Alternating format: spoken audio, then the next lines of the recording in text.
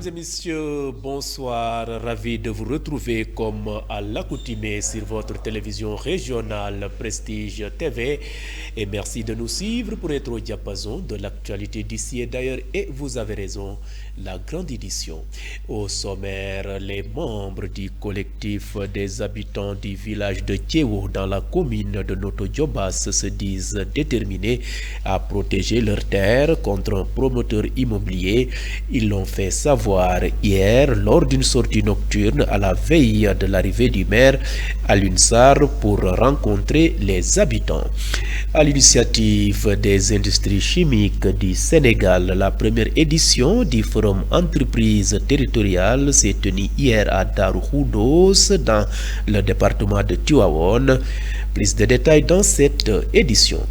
Et puis le président de la République, son Excellence Bassirou Diomaye Faye, a présidé aujourd'hui mardi en présence des représentants des églises des 16 pays membres des CERAO, la 5e assemblée plénière des conférences épiscopales réunies dans l'Afrique de l'Ouest. Le suivi de l'actualité internationale et la page sportive mettront à terme à ce rendez-vous d'information. Merci de votre fidélité. Le développement, c'est dans une poignée de secondes.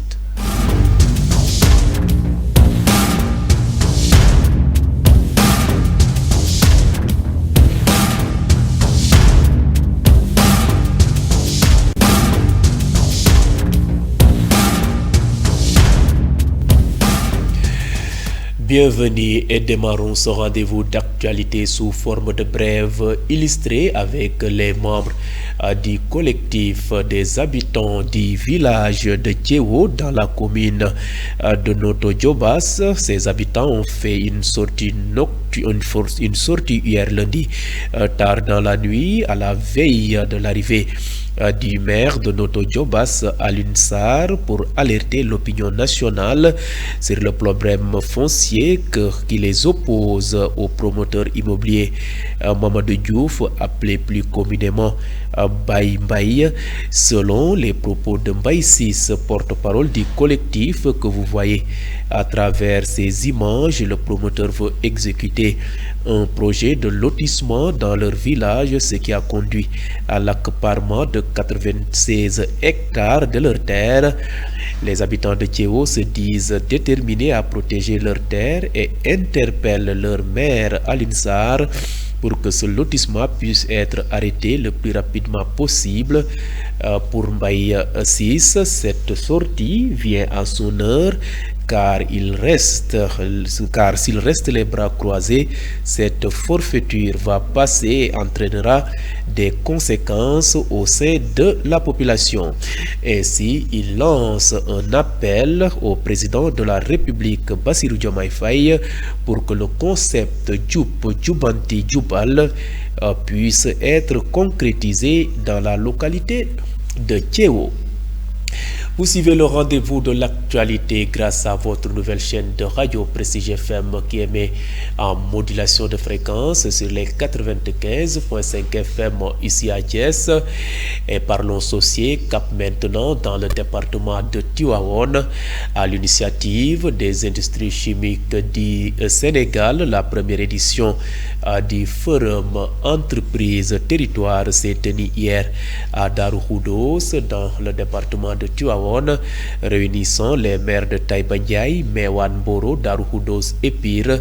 La rencontre était une occasion pour les différentes parties prenantes de s'engager pour un territoire durable.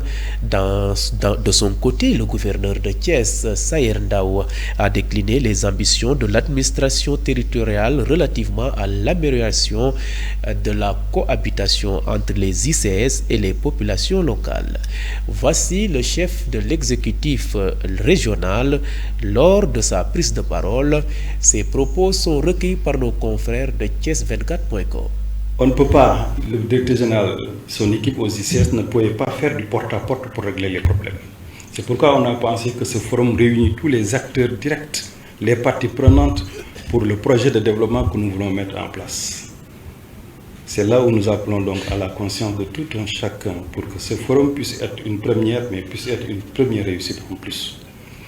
Pour que ce forum puisse poser les véritables débats les véritables questions, les véritables problématiques qui gangrènent le développement de nos localités. Les maires ont des préoccupations, certes, les populations ont des préoccupations, mais sachez qu'aujourd'hui, l'ensemble des préoccupations des populations seront centrées au niveau des préoccupations des maires, pour que nous puissions parler le même langage, aller dans une dynamique concertée de co-construction pour que nos cités puissent connaître vraiment un développement harmonieux. Voilà l'objectif de ce forum qui nous réunit aujourd'hui. Voilà pourquoi toutes les autorités administratives, les autorités locales, les élus qui sont là avec nous ont accepté de partager ce moment précieux pour la zone de Taïba-Ndiaye, Mboro, etc. L'ensemble des communes qui sont là aujourd'hui s'ouvrent à vous, s'ouvrent à nous, mais aussi les ICS s'ouvrent à tout le monde pour qu'on puisse voir sur quelle direction nous pouvons aller. Pour réussir pour l'intérêt de tout le monde, aussi bien des ICS que des populations. Parce que les populations doivent comprendre aussi que la préoccupation majeure pour nous, c'est comment installer les populations dans ce qu'on appelle le cadre de vie adéquat. Le cadre de vie adéquat, c'est quoi? Quitter le bien-être pour aller vers le mieux-être. Et c'est notre préoccupation. Nous ferons de sorte qu'on puisse régler ces problématiques-là qui gangrènent autour. Mais nous ne le ferons pas seulement autorité administrative. Avec vous, maire, nous comptons sur vous parce que tout ce qu'on va réussir dans ce domaine, c'est parce que vous avez déjà d'abord parlé avec vos populations. Nous venons compléter et cadrer par rapport à ce que la réglementation a défini. À l'instant même, le chef de l'exécutif régional, Saër Ndaw, prenant la direction de la capitale sénégalaise Dakar et à l'occasion des journées médicales de l'hôpital principal, qui place la santé de la mère et de l'enfant au cœur des échanges. Médecins et spécialistes, chercheurs et décideurs se réuniront du 8 au 10 mai pour dresser un état des lieux des pratiques, partager aussi les avancées scientifiques et réfléchir ensemble aux défis persistants. Face à la presse, ce mardi matin, les organisateurs ont dressé leur feuille de route. Professeur Tabara Sylla Diallo de l'hôpital principal revient sur le thème choisi pour l'édition 2025. Suivons ses propos. C'est dans ce cadre que, depuis tout le temps, nous organisons des journées médicales qui sont des rencontres scientifiques et qui sont très attendues au niveau national et même international. Donc nous sommes à notre 22e édition et cette année, le thème principal porte sur la santé de la femme et de l'enfant.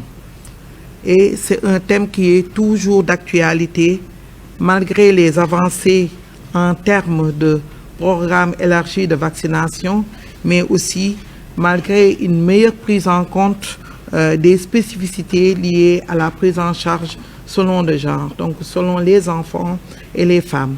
En plus, c'est un pays où la population est majoritairement formée de jeunes et d'enfants, donc aux environs de 75%. Et aussi les femmes, ça c'est un long débat, mais je pense que les femmes aussi sont majoritaires, donc un peu plus de la moitié. Et selon les études aussi, ces femmes vivraient plus longtemps que les hommes, mais ont une santé plus défaillante donc, que ces hommes du fait de plusieurs facteurs que nous développerons. Et donc ces journées vont se dérouler ainsi. En prélude, on aura un pré-congrès qui va former nos jeunes collègues sur les méthodes de recherche bibliographique pour bien faire des études scientifiques qui sont fiables et qui sont utilisables. Et ça se déroulera le jeudi 8 mai, donc au niveau de l'hôtel Azalaï. La cérémonie d'ouverture qui va avoir lieu l'après-midi sera présidée par le chef d'état-major général des armées.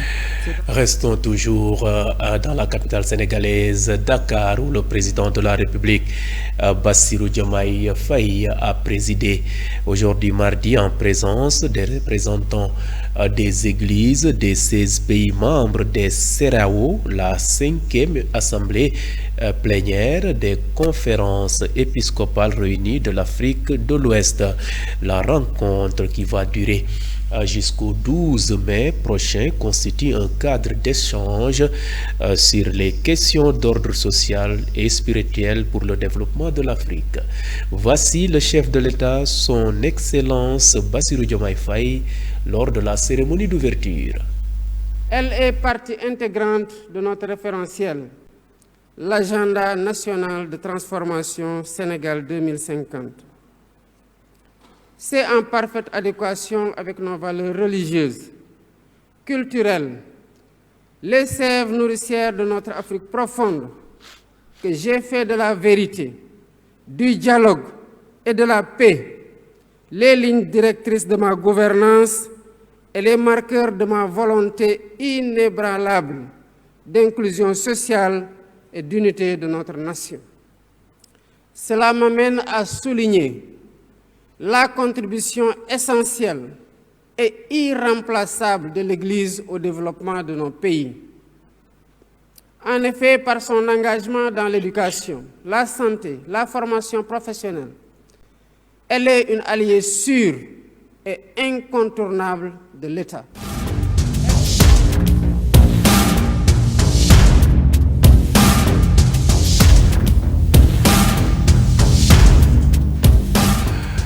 Et à présent, jetons un regard sur ce qui fait l'essentiel de l'actualité nationale de ce mardi. Dialogue national prévu le 28 mai. Le leader de la République des valeurs, Thierno Alassane Sall, claque la porte et dénonce un simulacre politique, nous dit Mambiram Sissegaï. L'actualité nationale, le parti République des valeurs Réumgor, dirigé par Thierno Alassane Sall, a annoncé son refus de participer au dialogue national prévu le 28 mai, jugeant que les conditions d'un dialogue utile et sincère ne sont pas réunies. Dans un communiqué, la République des valeurs rappelle que le président de la République, en tant que candidat, a signé le pacte de bonne gouvernance démocratique issu des assises nationales selon Hervé. Ce pacte auquel plusieurs candidats à la présidentielle de 2024 avaient souscrit constitue un cadre légitime pour renforcer nos institutions sur les principes de transparence, d'équité et de démocratie.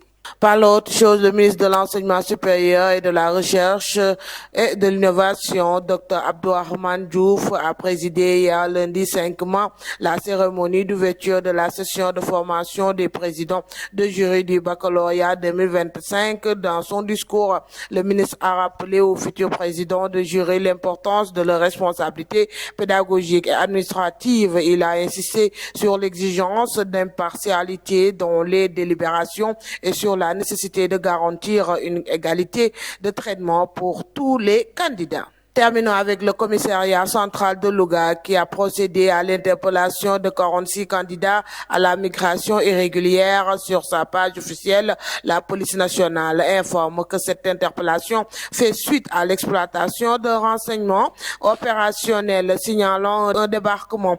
Dans un communiqué communément appelé Ndiaga Ndiaye, des candidats à la migration irrégulière à partance pour la mer, les éléments de la brigade de recherche renforcés par ceux du groupement mobile d'intervention ont utilisé le dit car rempli de passagers au quartier Artillerie.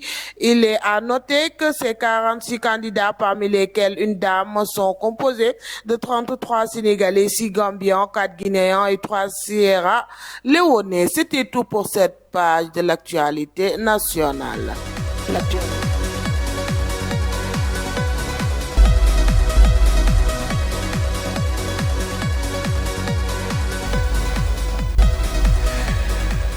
Ce jingle ouvre la voie pour le suivi de l'actualité hors de chez nous. L'Élysée a annoncé aujourd'hui mardi qu'Emmanuel Macron recevrait demain mercredi le président syrien Ahmed al-Shara à l'occasion de la première visite en Europe de ce dernier. Le président français compte rappeler ses exigences vis-à-vis du gouvernement syrien, au premier rang desquels la stabilisation de la région et notamment du Liban ainsi que la lutte contre le terrorisme. Quittons l'Hexagone pour le Sahel. 4 attaques simultanées ont visé des positions des forces de défense et de sécurité dans la région de Dosso, dans le sud du Niger, menées par des hommes lourdement armés. La première embuscade a visé une patrouille départementale de la région de Doutchi, à 275 km de Niamey, alors que quasiment au même moment, 3 positions de l'armée étaient, elles, attaquées dans la commune rurale de Dan-Kassari, Soukoukoutane et Kiria, des localités situées sur l'axe qui mène à la frontière avec le Mali. Il s'agit d'une première dans cette zone où jamais encore les militaires nigériens n'avaient été la cible d'actions simultanées. Bouclons rapide survol de l'actualité internationale au Moyen-Orient, plus précisément dans le détroit du Bab el-Mandeb, où Israël a annoncé hier lundi avoir frappé des infrastructures des Houthis à Hodeida dans l'ouest du Yémen en riposte aux attaques des rebelles yéménites alliés de l'Iran qui ont revendiqué la veille un tir de missiles sur le principal aéroport israélien. Les rebelles Houthis du Yémen ont fait état ce mardi de 4 morts dans l'ouest du pays, 3 personnes ont été tuées et 35 autres blessés à la suite de l'agression américo-israélienne contre la cimenterie de Bajoul, tandis que le bombardement du port de Hodeida a fait 1 mort et 4 blessés, a rapporté la chaîne des rebelles Al-Masira en citant le ministère Houthi de la Santé.